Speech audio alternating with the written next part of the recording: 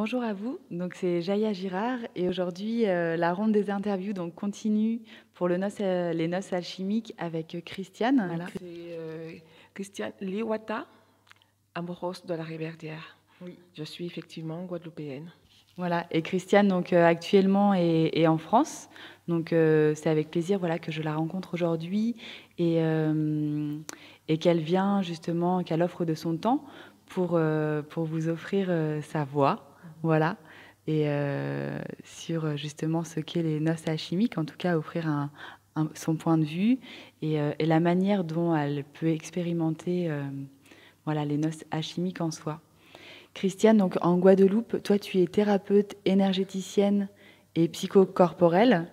Est-ce que tu veux nous dire quelques mots un peu justement sur, avant d'aller dans le cœur du sujet des noces alchimiques, sur ce que tu offres justement et proposes comme accompagnement en Guadeloupe? D'accord. Bien, et oui, effectivement, j'accompagne, mais j'accompagne depuis plus de 40 ans en fait, que ce soit les familles, puisque j'étais infirmière, cadre infirmière. Et donc sur la Guadeloupe, depuis une dizaine d'années, je me suis réinstallée là-bas, hein, après un passage en Martinique, en tant qu'énergéticienne psychocorporelle, mais aussi en tant que guérisseuse de l'âme. Je pourrais plus parler dans ce sens-là. J'accompagne les femmes à accoucher en fait d'elles-mêmes et pour pouvoir reprendre leur verticalité, mais dans la souplesse, dans la douceur, et de manière à aussi permettre à leurs partenaires, à tout ce qui est relationnel, que ces relations puissent s'établir à partir d'une certaine sagesse, et non seulement avec la tête, non seulement avec le cœur, mais avec son tout. Parce que je pense que c'est important d'être dans son tout, dans sa présence bien équilibrée, qu'on peut vraiment avancer, changer le monde, et surtout être une femme rassurante pour ceux qui sont autour de nous, et en l'occurrence les hommes. Ok, merci. Est-ce que, voilà, si je peux me permettre, à t'entendre comme ça, le mot qui me traverse, c'est accoucheuse de soi. J'aime beaucoup ce terme-là, voilà. Si ça peut, en tout cas, ouais, c'est le mot qui me vient, accoucheuse de soi. Oui. Oui, effectivement, souvent quand on accouche, on a besoin d'une sage-femme à côté, une femme sage, que ce soit l'homme ou la femme, hein, accoucher de soi, je pense que c'est le devoir de tout un chacun, puisque nous sommes dans un monde où nous arrivons dans ce monde incarné avec beaucoup d'histoires, beaucoup de mémoires. Et ces mémoires-là ont besoin d'être revisitées, activées, pour pouvoir faire ce qu'on a à faire à partir de l'accueil de ce qui est. Donc, accoucher de soi, par moment, on a besoin des autres, on a besoin de l'autre, on a besoin d'avoir cette conscience qu'il y a cette possibilité-là. Autrement, c'est la vie qui nous mène. Et nous ne menons pas notre vie en tant que créateurs et créatrices. Et le but dans l'incarnation, le but de notre passage sur cette terre, c'est de pouvoir créer au quotidien ce que nous avons à créer, quoi. Et sur tous les plans, pas seulement créer dans l'idée de faire des enfants, mais créer dans l'idée de donner, de son monde intérieur, en fait, de l'exprimer, de le mettre en mouvement, de le mettre en valeur, de mettre en forme ce qui nous traverse, ce pourquoi on est venu sur cette terre-là. Donc, il faut accoucher de cela. Et à tout moment, il y a toujours quelque chose à accoucher de sympathique, pas forcément des choses douloureuses. Ouais. Et même les choses qui pourraient être des choses douloureuses, des histoires douloureuses, on peut les laisser s'exprimer d'une manière très tranquille et très, je dirais même, comme un cadeau. Oui, absolument. Ok, merci. Finalement, ça serait, certains parlent de mission de vie. Finalement, ça pourrait être simplement ça, la mission de vie, c'est de de s'incarner et d'accoucher de soi, quoi. C'est vrai que c'est un terme qu'on utilise beaucoup et moi encore aujourd'hui, je me pose des questions. Qu'est-ce que c'est? Qu'est-ce que ça veut dire mission de vie? Moi, je ne pense pas qu'on ait une mission de vie. Je pense que nous avons des missions de vie et des missions qui sont peut-être innées, des choses qu'on sent vraiment de profondeur. Et puis des choses aussi qui ne nous appartiennent pas forcément et qu'on nous met sur le dos et on prend ça comme une mission et puis on le fait. Bon, mais à part toute est mission en fait. On est missionné pour quelque chose, on émet quelque chose.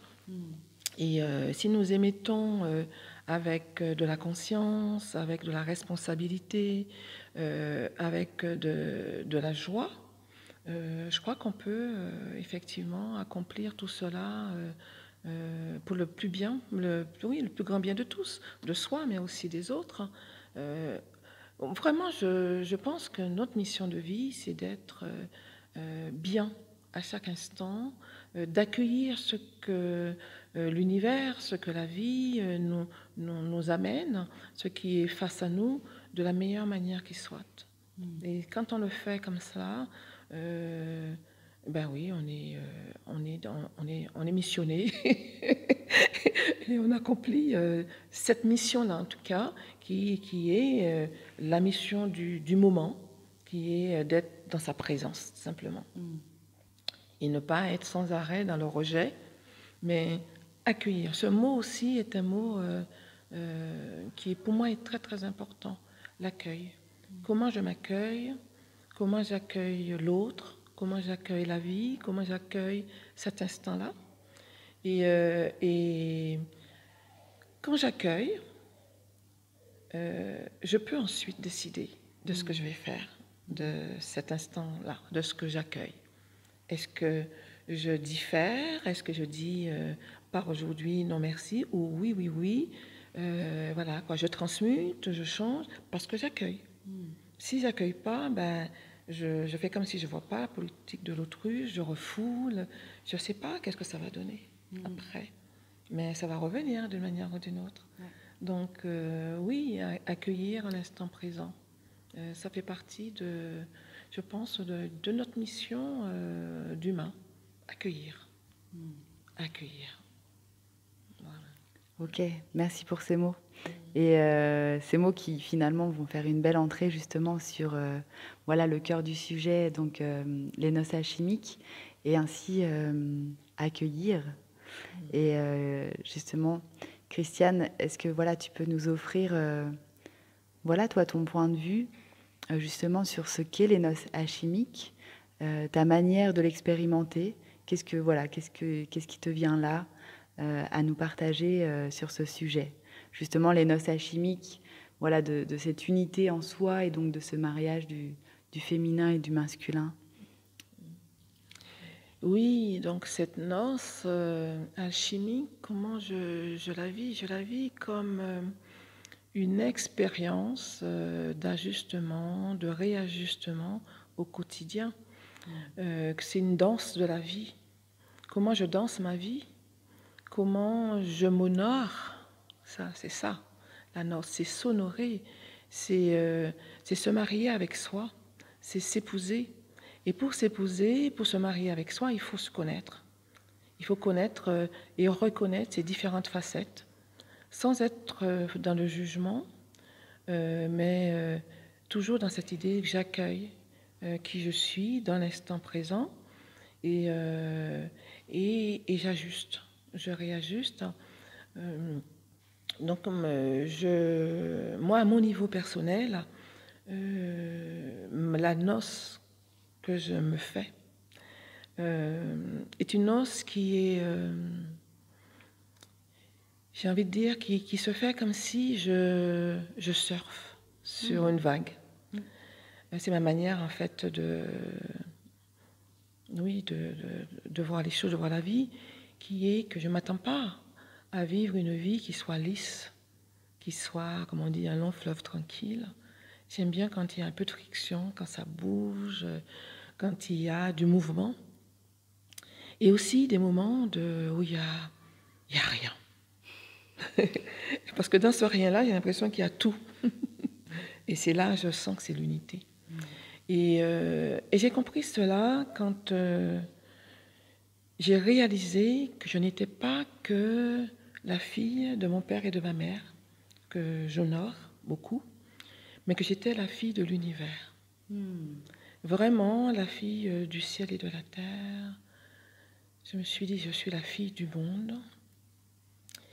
Et en étant dans cette dynamique-là, dans ce champ d'observation, mais aussi de vie intérieure, dans ces moments-là, dans ce moment-là particulier, je me suis sentie mais tellement puissante, tellement grande, tellement libre aussi, que j'ai fait de ma vie intérieure ce principe, que je n'appartiens à personne.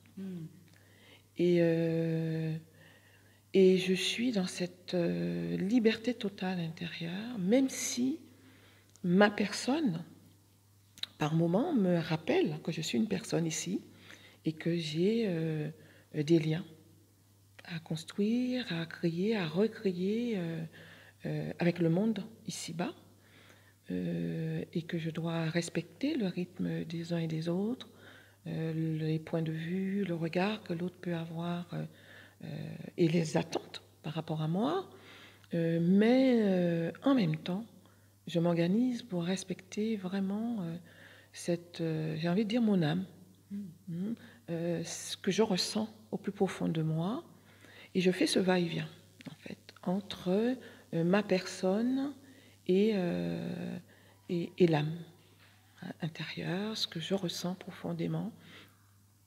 Et quand je suis que au niveau de ma personne, là effectivement il y a mon ego, il y a l'histoire de mes lignées au plus proche qui me rattrape et qui me dit hey, qu'est-ce que tu fais de nous là, hein?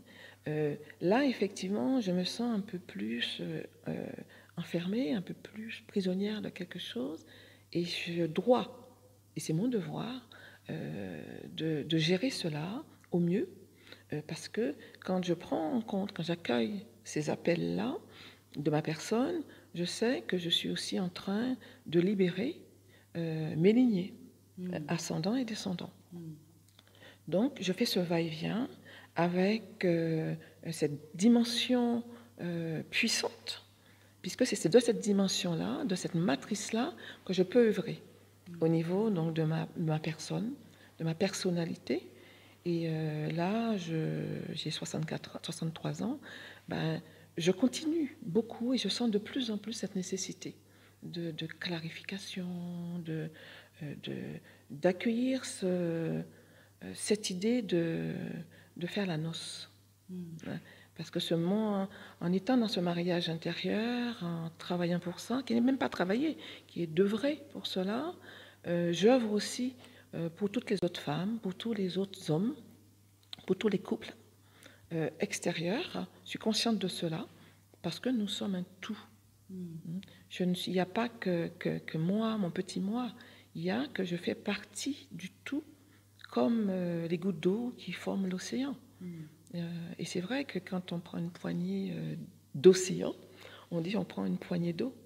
Donc il y a comme ça une sorte de distanciation qui se fait, une identification différente aussi qui se fait, et donc de l'éloignement, de la distance, et on n'est plus vraiment dans cette connexion-là totale avec l'océan, et on pense qu'on est différent.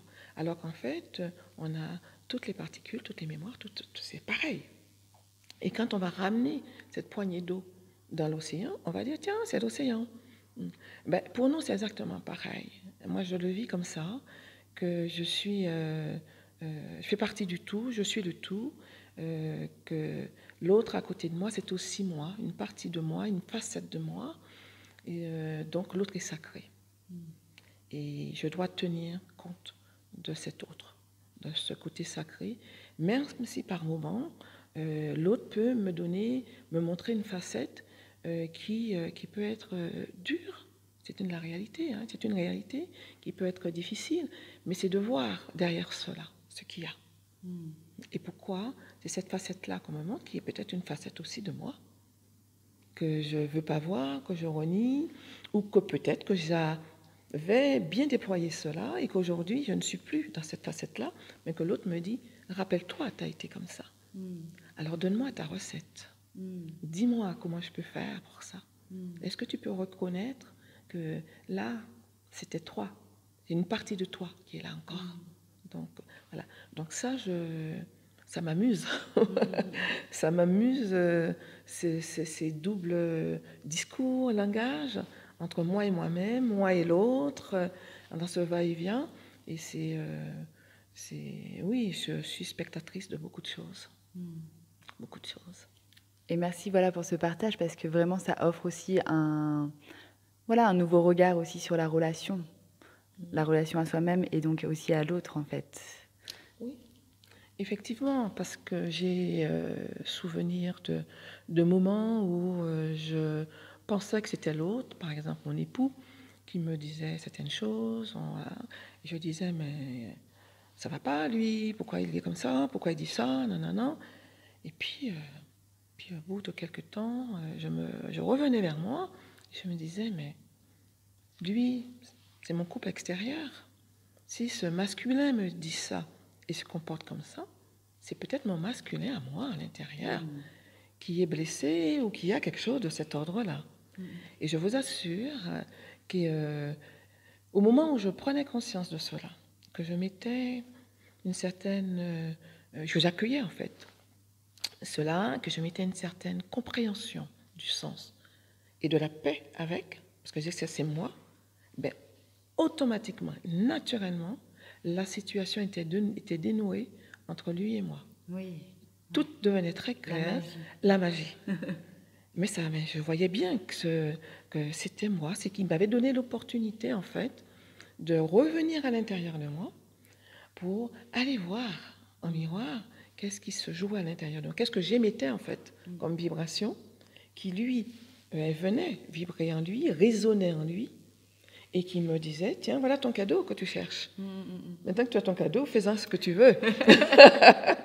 et après, il n'avait plus à jouer ce rôle qui pouvait parfois paraître inconfortable, en fait. Absolument, absolument.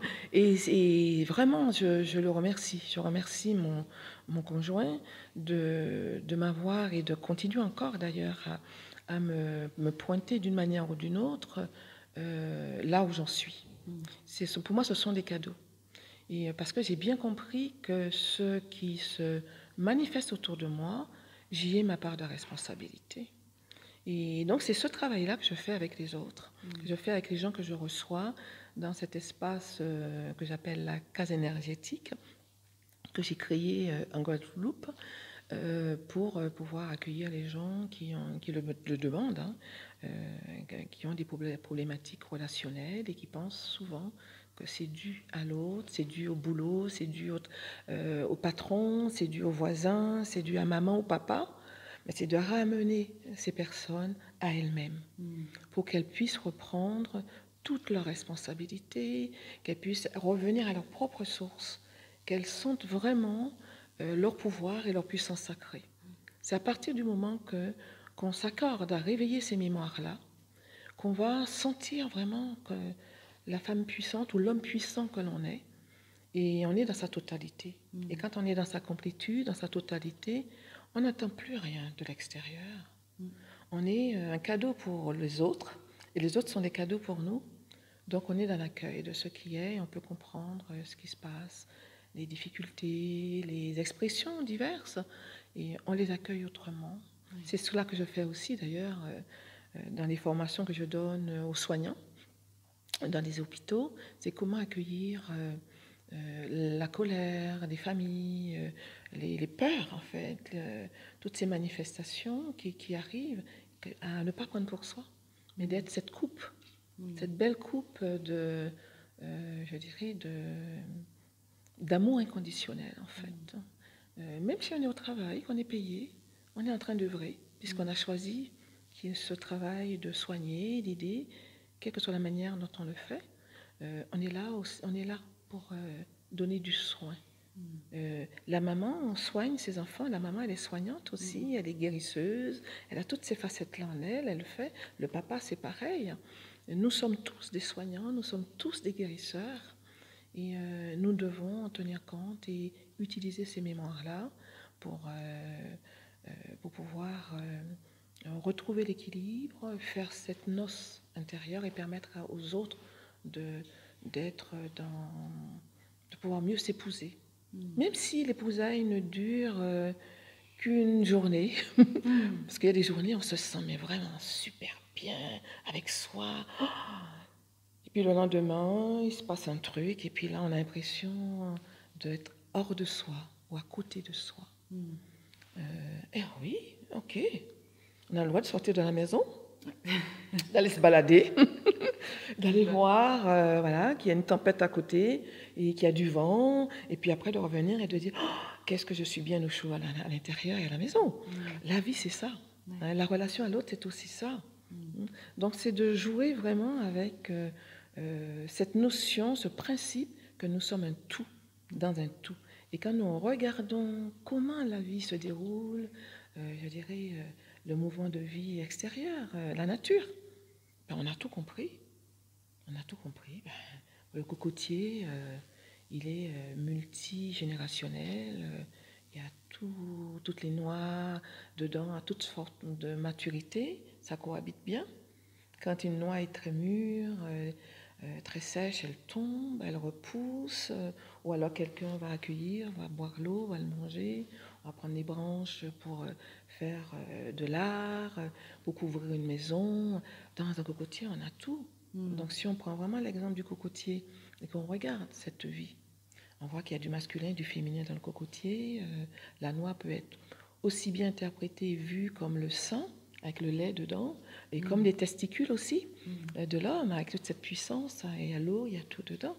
Donc, moi, j'invite les gens à admirer, honorer, regarder un cocotier.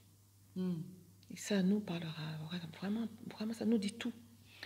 En tout cas, par chez nous, on n'a pas de cocotier, mais on pourra admirer, on pourra admirer en tout cas des arbres de la nature ou d'autres arbres fruitiers. Absolument. Mais bien sûr, merci, oui, c'est ça. La nature est un bel enseignant qui nous insuffle et nous murmure justement les secrets du vivant. Et merci de nous le rappeler, ouais. Bien sûr, la nature est là aussi pour nous dire que nous sommes reliés totalement et que la nature est là pour nous amener du confort, pour nous amener du bien-être, mais qu'elle a besoin aussi de nous. C'est du donnant-donnant. Et que nous avons aussi à protéger, à donner, à envelopper, donner de l'amour aux arbres qui sont autour de nous, aux animaux, aux pierres qu'on a autour de nous et qui nous apportent une vibration, qui nous apportent l'énergie dont nous avons besoin. Quand nous allons dans la forêt et que nous passons un moment en forêt, quand nous revenons, nous sommes complètement régénérés, ressourcés. Il y a un équilibre qui se fait naturellement. Est-ce que nous pensons à dire à la nature, quand on rentre dans une forêt, permettez-moi d'y entrer? Quand on rentre chez quelqu'un, le voisin, on ne rentre pas comme ça, on frappe, on demande l'autorisation. Je suis sûre qu'il y a plein de gens qui vont dans la nature comme un terrain, un espace conquis, on y va comme ça et on en sort comme ça. Alors que non, c'est sacré aussi. Il y a des êtres qu'on voit, qu'on perçoit, qui sont subtils et qui ont demandé à être respectés, à être honorés. Donc on a à leur demander la permission d'y accéder. Il y a des arbres qui n'aiment pas être touchés et on les touche. Ça ne va pas. Il y a des arbres qui ont besoin d'être touchés, qui n'attendent que ça et qu'on ne touche pas, alors qu'on devrait les toucher. Donc c'est important d'avoir cette communication subtile, de sentir, ressentir, s'ouvrir à cette relation avec tous les sens. Et là, on est dans le respect de soi, le respect de l'autre. Il y a une unité qui se fait automatiquement. Et du coup, on va rayonner cela autour de nous, on va donner cet exemple-là autour de nous, même si ça passe par l'éducation, qui est de dire ou d'enseigner, mais des fois on n'a même pas besoin de dire. Quand on fait et qu'on est dans cette dynamique-là, eh bien c'est automatiquement autour les gens qui sont autour. Ça rayonne. Voilà, ça rayonne, ils font naturellement les choses de cette manière. Donc oui, ça fait partie pour moi de ce qui permet d'être dans ce qu'on appelle les noces alchimiques. Ouais. C'est pas seulement nous et nous. C'est ça, c'est la voie de l'unité, ça commence en soi pour justement ensuite se sentir dans cette unité avec tout notre environnement. Et puis c'est bon aussi voilà, de se rappeler que les noces alchimiques, donc cette danse finalement de ces deux principes, féminin-masculin, finalement, j'en parle encore comme une dualité, mais finalement qui n'est qu'un, se vit autant chez l'homme, la femme, mais voilà que dans tout le vivant. C'est une alchimie qui se manifeste dans la nature, voilà, pour toute plante, pour tout minéraux, végétaux. En tout cas, par rapport aux noces alchimiques, est-ce que justement tu pourrais, voilà, comment au quotidien justement maintenir et croître cette danse de l'équilibre aussi en soi? Est-ce que quelques mots voilà, te viennent à nous partager? Oui, mais avant tout, moi, j'ai envie de rappeler que nous sommes tous énergie. Nous sommes tous lumière et à travers nous circule ce courant d'énergie des deux pôles.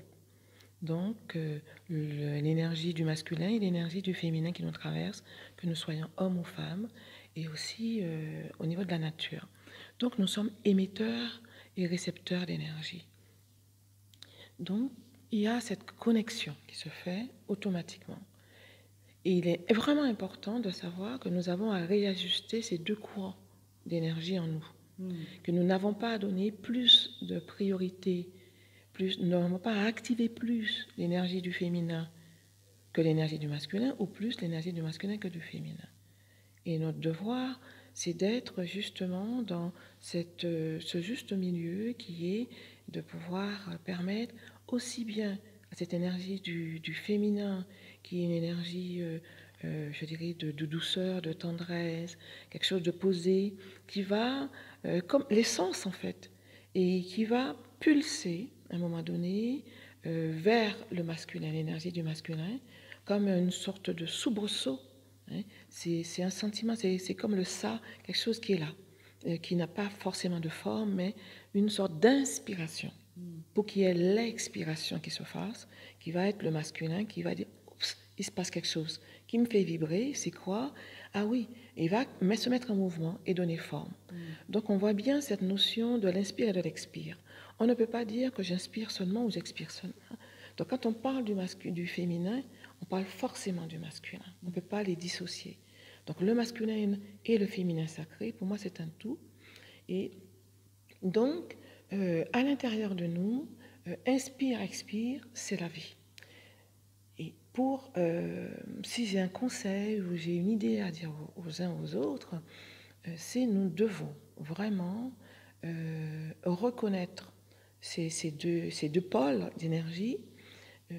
Et à l'extérieur de nous, c'est exactement cela que nous devons aussi reconnaître chez l'autre. À partir de ce moment-là, il n'y a plus qu'à inspirer et expirer à chaque instant ce qui est. Donc j'inspire ce qui m'arrive dans le cœur, dans le chakra cœur, et je l'expire dans le chakra cœur. C'est-à-dire que je ne rejette rien, j'accueille. Je le fais plusieurs fois. Ça peut être quelque chose une situation douloureuse, par la tristesse, la colère, n'importe quoi. C'est une énergie qui arrive vers moi. Je suis témoin de ça.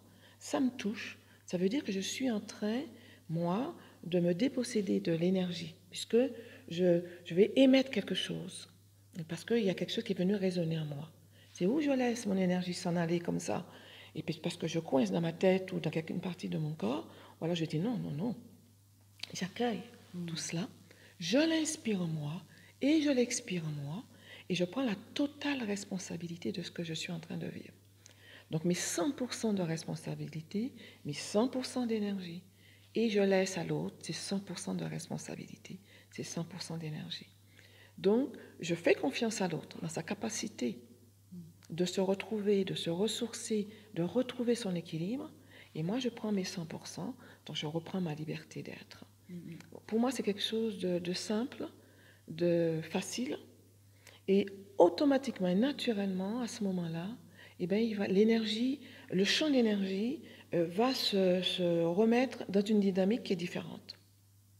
Il ne va plus y avoir ces frictions de part et d'autre, mais il va y avoir un champ d'énergie, une vibration qui va augmenter, comme un genre de vortex, puisque là, j'accueille tout. Donc, je deviens un vortex d'énergie qui va vibrer fortement, qui va rayonner fortement, quelque chose de sans jugement, mais vraiment une paix, une tranquillité, une acceptation de la situation. Et du coup, l'autre va se retrouver avec son énergie, et le rayonnement de ce que moi je vis va être mis à disposition en fait pour l'autre.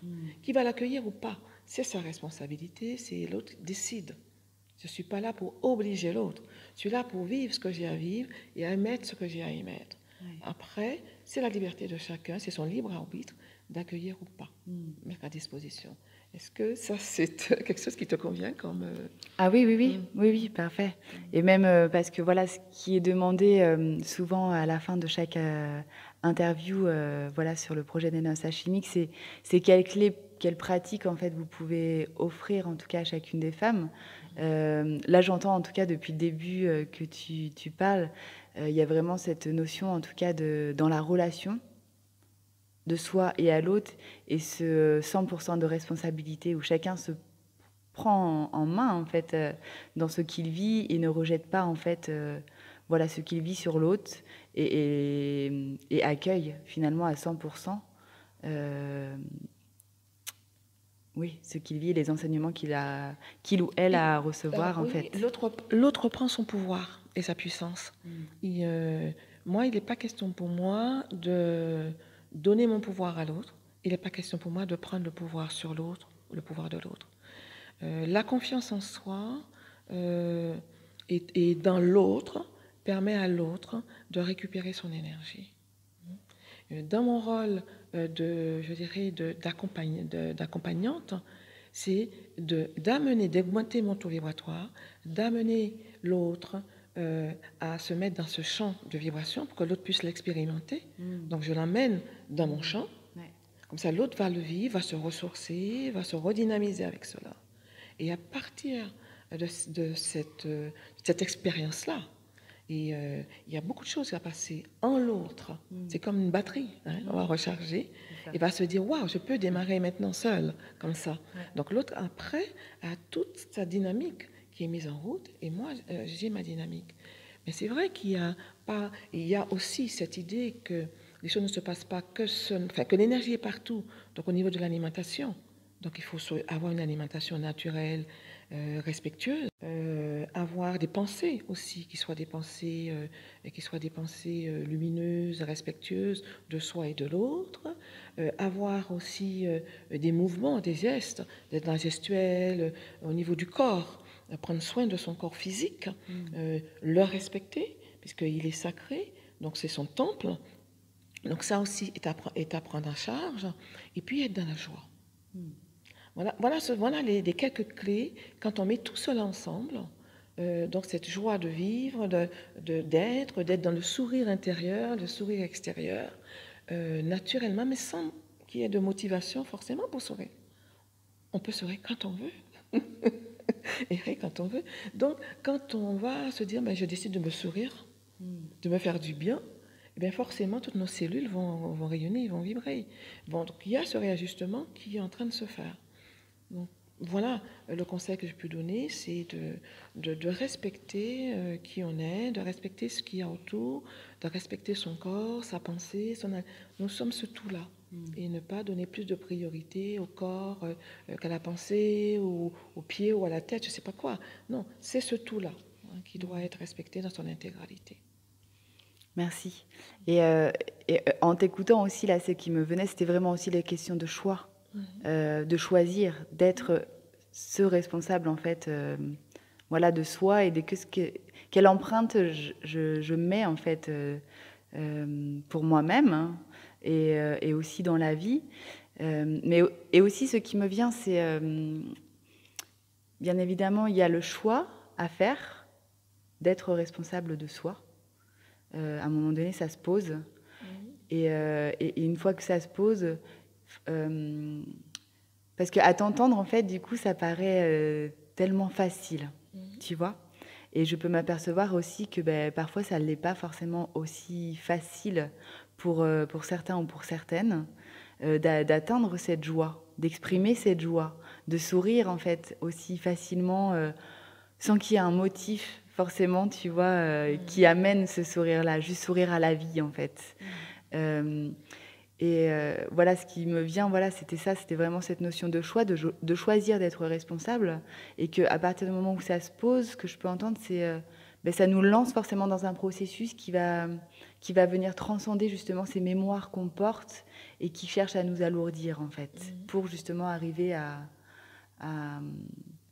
voilà, à cet état, à cette unité et à cette joie. En tout cas, ça, c'est ma transcription.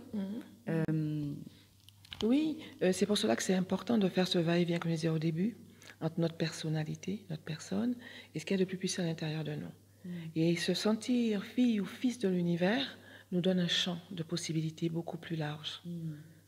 Et vraiment, j'invite les gens à faire cette expérience. Et parce que là, il n'y a plus de frein. Il y a vraiment, je retourne à l'intérieur. Les enfants, les bébés, c'est comme ça qu'ils vivent. Quand on regarde jouer un enfant, il ne se pose pas 1000 questions. Quand l'enfant joue à papa, maman, à la dinette, cet enfant, c'est vraiment le docteur, c'est vraiment le papa, il vit totalement. Voilà, quoi. Donc c'est cela que nous devons expérimenter, retrouver ces souvenirs ou cette énergie de la petite fille ou du petit garçon. Et en se disant, mon papa et ma maman aujourd'hui, c'est le ciel et puis c'est la terre. C'est ça. L'enfant, en fait, voilà, quand tu parles de ça, je vois ma fille, forcément, qui a 3 ans et demi, et quand je la vois jouer, c'est ça. Elle joue, quoi. Oui. Elle joue le jeu de la vie, et elle incarne tous les rôles qu'elle se donne de jouer, qu'elle choisit de jouer, et sans se poser la question, est-ce que c'est bien, est-ce que c'est mal, comment je le joue, elle le joue. Oui. Nous sommes trop sérieux arrivés à un certain âge. C'est ça. Il faut arrêter d'être sérieux. Sérieux, non. Soyons simplement. Ouais. Soyons. Jouons à 4 pattes avec nos enfants et puis avec le mari. Moi, je joue à 4 pattes avec mon mari de temps en temps. Ouais, c'est ça. Au chien, à la souris, on se fait du bien, on s'amuse. Et pourtant, on n'a pas 20 ans. Mais c'est ça, finalement, cette voie de l'unité, c'est en fait finalement exprimer l'enfant que nous sommes, quoi. Absolument. Et qu'il n'y a pas d'âge, justement, pour être cet enfant. Je crois que c'est une bonne conclusion. Merci beaucoup, Christiane, en tout cas.